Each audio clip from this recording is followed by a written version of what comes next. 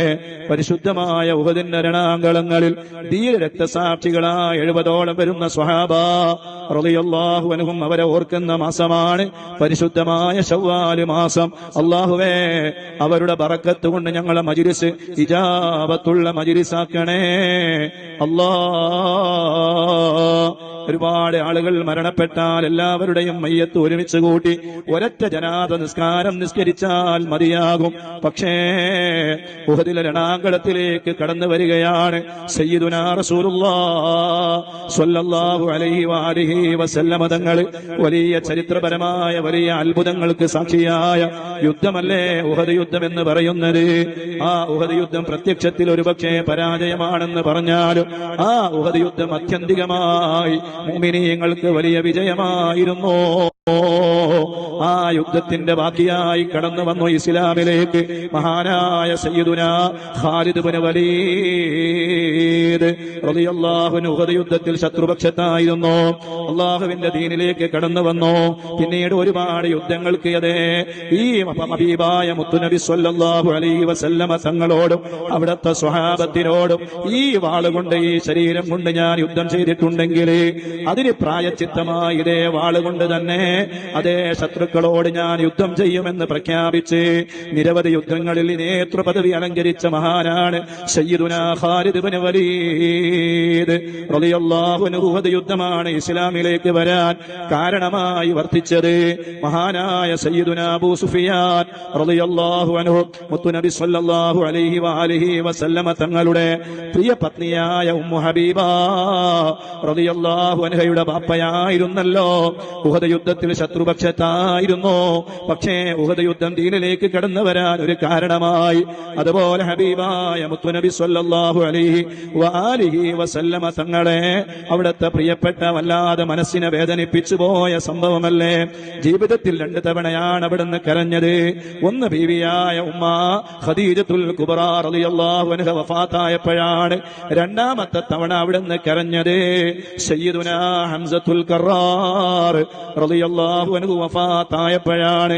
ആ മഹാനവറുകളുടെ മരണം മുത്തു റസൂലുള്ളാഹി തങ്ങളെ വല്ലാതെ വേദനിപ്പിച്ചു പോയി. അവിടുന്ന് കണ്ണിലൂടെ ധാരധാരയായി കണ്ണുനീരുകൾ ഒഴുകിപ്പോയി. ആ മഹാനായ സയ്യിദുനാ ഹംസത്തുൽ കറാർ റളിയല്ലാഹു അൻഹു മുഅ്മിനീങ്ങളെ മുഅ്മിനാത്തുകളെ നാളെ കോടതിയിലെത്തിയിട്ട് നാഥനായ റബ്ബ് നമ്മളോട് ചോദിക്കുകയാണ്, നിന്റെ ദീനിന് വേണ്ടി നീ എന്ത് ചെയ്തുവിടാ? അല്ലെങ്കിൽ നിന്റെ ദീനിന് വേണ്ടി നിന്റെ ശരീരം നീ എന്തിനു വേണ്ടി ചെലവഴിച്ചോ എന്ന് നാഥനായ റബ്ബ് നാളെ കോടതിയിൽ ചോദിക്കുമ്പോ ഒരു ചെറിയ സൂചി കുത്തിയ വേദന പോലും അള്ളാഹുവിന്റെ ദീനിന് വേണ്ടി ഞാൻ സഹിച്ചിട്ടുണ്ട് അല്ലാ എന്ന് പറയാൻ നമ്മുടെ കയ്യിലില്ല. നമുക്ക് യാതൊരു അവകാശവുമില്ല. ഏതെങ്കിലും ഒരു ചെറിയ വേദന അള്ളാഹുവിന്റെ ദീനിന് വേണ്ടി നമ്മൾ സഹിച്ചതുണ്ടോ? എടുത്തു പറയാനുണ്ടോ? എന്നാൽ സയ്യിദുനാ ഹംസത്തുൽ കറാർ റളിയല്ലാഹു അൻഹുവിനോട് ചോദിക്കുകയാണ്, നിങ്ങൾ ദീനിന് വേണ്ടി എന്ത് കൊടുത്തു എന്ന് ചോദിച്ചാൽ, യാ അല്ലാഹ്, എന്റെ ശരീരം, എന്റെ മാംസം, എന്റെ രക്തം, എന്റെ ശരീര രോമകൂപങ്ങള്, എന്റെ തലച്ചോറ്, എന്റെ തലയോട്ടി, എല്ലാം അല്ലാഹുവേ നിന്റെ ദീനിന് വേണ്ടി ഞാൻ സമർപ്പിച്ചു അല്ലാ എന്ന് പറയാൻ കഴിവുള്ള നേതാവാണ് സയ്യിദുനാ ഹംസത്തുൽ കറാർ റളിയല്ലാഹു അൻഹു. അവരെ നമ്മൾ ഓർക്കുകയാണ്, അനുസ്മരിക്കുകയാണ്. മദീനയുടെ ബാബാണ്, ബാബു റസൂലില്ലാഹ്.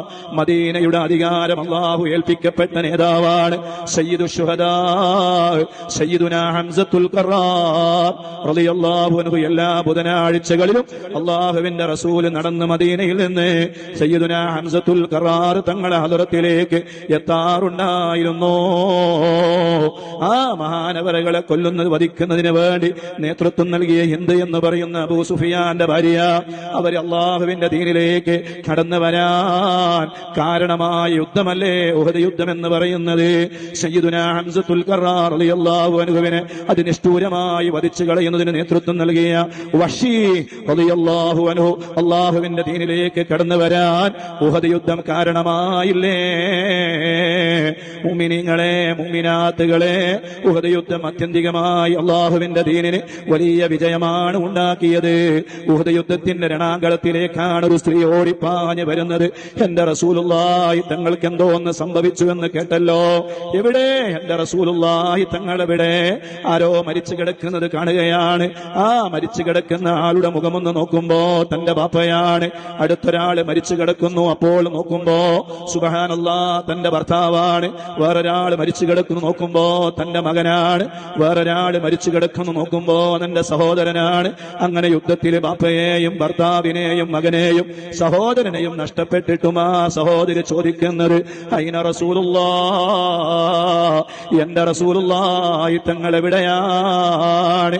അങ്ങനെ മുത്തു റസൂലുള്ളാഹി തങ്ങളെ വല്ലാതെ സ്നേഹിച്ച് ഹുബ്ബ് വെച്ച് മഹബത്ത് വെച്ച് ജീവിച്ച മഹാരഥന്മാരായ സ്വഹാബത്ത് റളിയല്ലാഹു അൻഹും. അങ്ങനെ എത്രയെത്ര സംഭവങ്ങളാണ് ഉഹദ് യുദ്ധത്തിന്റെ രണാങ്കളത്തിലാണ്.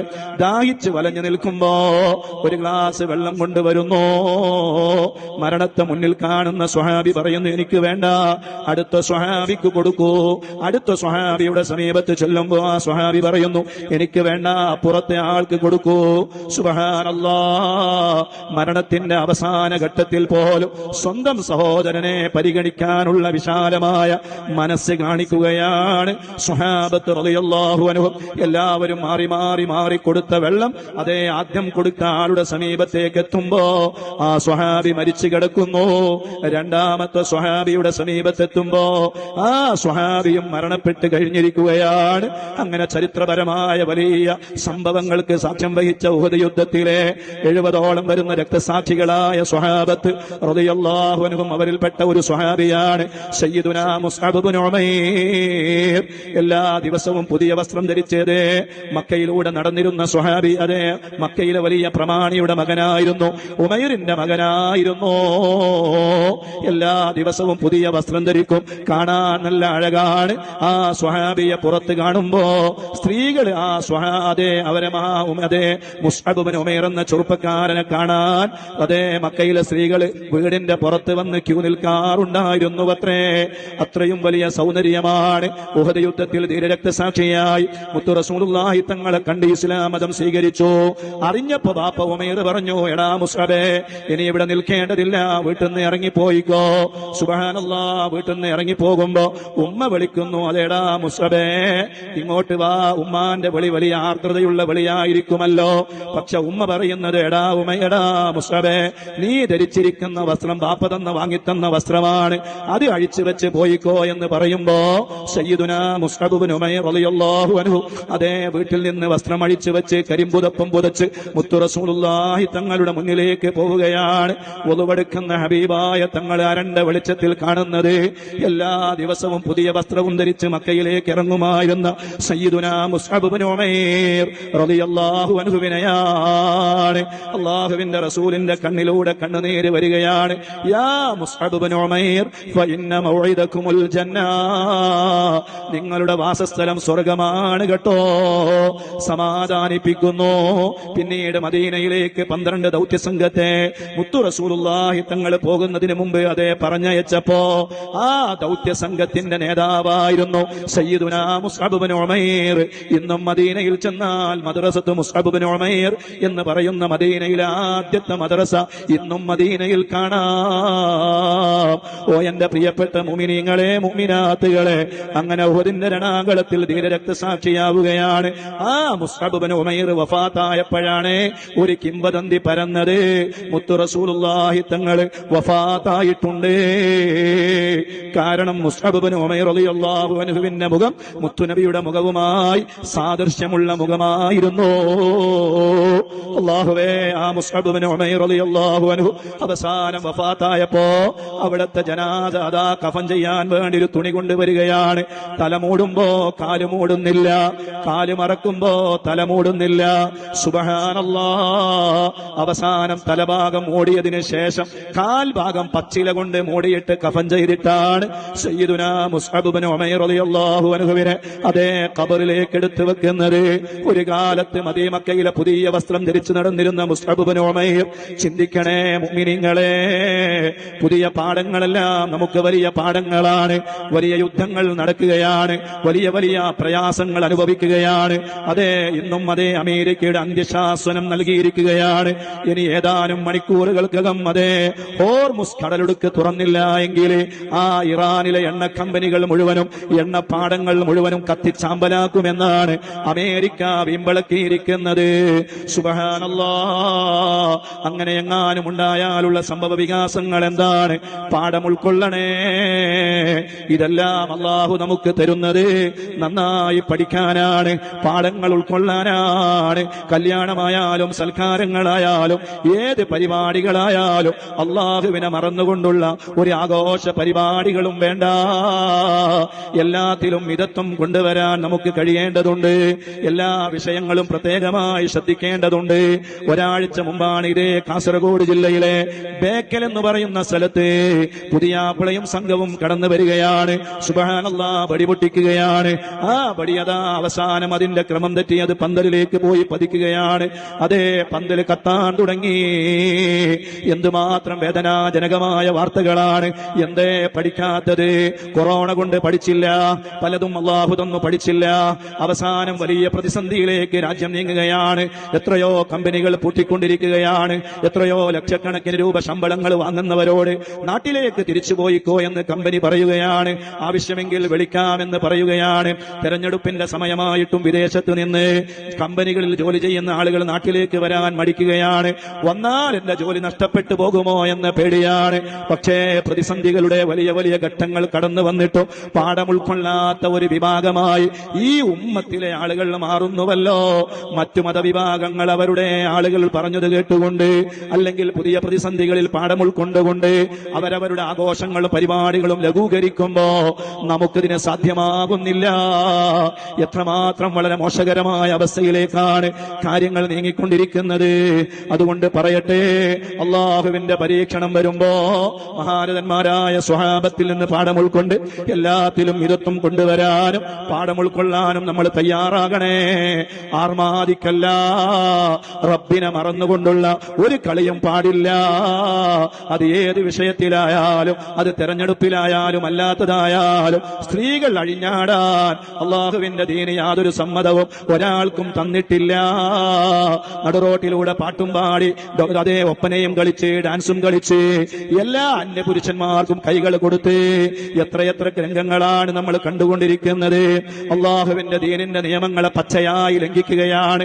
അതിനുവേണ്ടി ഇറങ്ങി തിരിച്ചിരിക്കുകയാണ് കുറെ ആളുകൾ. നഊദു ബില്ലാഹ്. ഈ കളികളെല്ലാം നിൽക്കുന്ന ഒരു സമയവും ഘട്ടവുമാണ് വരാൻ പോകുന്നത്. സൂക്ഷിക്കണേ. അള്ളാഹു നമ്മുടെ ആഖിബത്ത് നന്നാക്കി തരട്ടെ.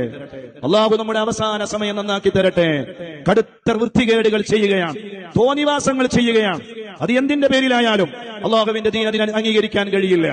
അടു റോട്ടിലേക്ക് ഇറങ്ങുന്ന സ്ത്രീകൾ അള്ളാഹുവിന്റെ ദീൻ അങ്ങനെ പഠിപ്പിച്ചിട്ടുണ്ടോ? ഒരു മുസ്ലിമിന് എങ്ങനെയാണ് ജീവിക്കേണ്ടത് എന്ന് ആ ദീനിന്റെ എല്ലാ നിയമവശങ്ങളും വളരെ കൃത്യമായി രേഖപ്പെടുത്തിയ ഒരു മതമാണ് പരിശുദ്ധ ദീനുൽ ഇസ്ലാം. ആ ദീനുൽ ഇസ്ലാമിന്റെ നിയമങ്ങളിൽ ഒരു സ്ത്രീ പൊതുരംഗത്തേക്ക് ഇറങ്ങുന്നതും അവിടെ പ്രവർത്തിക്കുന്നതിനുമെല്ലാം വ്യക്തമായ മാനദണ്ഡങ്ങളും ചട്ടങ്ങളും അള്ളാഹുവിന്റെ ദീന് കൽപ്പിച്ചിട്ടുണ്ട്. ഇത് യാതൊരു മര്യാദയും ഇല്ലാതെ വലിയ ഒപ്പന പാട്ടുകളുമായി തരുണീമണികളായ സ്ത്രീകളെ അല്ലെങ്കിൽ സഹോദരിമാരെ അല്ലെങ്കിൽ ഉമ്മമാരെ അവര് നടുറോട്ടിലേക്ക് ഇറങ്ങുകയാണ്. എന്നിട്ട് ഒപ്പനയും പാട്ടും കളിച്ച് നടക്കുകയാണ്. ഈ ധിക്കാരത്തിന് കൂട്ടുനിൽക്കാൻ കഴിയില്ല. അതുകൊണ്ട് നല്ല ആണത്വമുള്ള മുഅ്മിനീങ്ങളെ, നല്ല ആണത്വമുള്ള ചെറുപ്പക്കാരെ, നല്ല ആണത്വമുള്ള ജനങ്ങളെ, നിങ്ങൾ ഈ വൃത്തികേടിനെതിരെ ശബ്ദിക്കുകയും ആ വൃത്തികേടുകളിലേക്ക് നമ്മുടെ വീട്ടുകാര് പോകുന്നുണ്ടോ എന്ന് ശ്രദ്ധിക്കുകയും അതിൽ നിന്ന് മാറ്റി നിർത്താനുള്ള പ്രവർത്തനങ്ങൾ നമ്മുടെ ഭാഗത്ത് നിന്നില്ല എങ്കിൽ തീർച്ചയായും നാഥനായ റബ്ബിന്റെ കോടതിയിൽ നമുക്ക് മറുപടി പറയേണ്ടി വരും. സയ്യിദുനാ ഹംസത്തുൽ ഖറാർ തങ്ങൾ അള്ളാഹുവിന്റെ ദീനിന് വേണ്ടി ശരീരമാണ് കൊടുത്തതെങ്കിൽ നമ്മളോട് അള്ളാഹു ചോദിച്ചാൽ എന്ത് മറുപടിയാണ് നമുക്ക് നാഥനായ റബ്ബിനോട് പറയാ? എല്ലാ സ്ത്രീകളെയും ഞാൻ രംഗത്തിറക്കിയിരുന്നു എന്നാണോ പറയാ? അതിന്റെ പേരിൽ നാഥനായ റബ്ബിന്റെ അടുക്കൽ നിന്ന് എന്ത് ശിക്ഷയാണ് നമുക്ക് ഏറ്റെടുക്കേണ്ടി വരിക എന്ന ഗൗരവതരമായ കാര്യം എല്ലാവരും പ്രത്യേകം ശ്രദ്ധയിൽ ഉണ്ടാകണമെന്ന്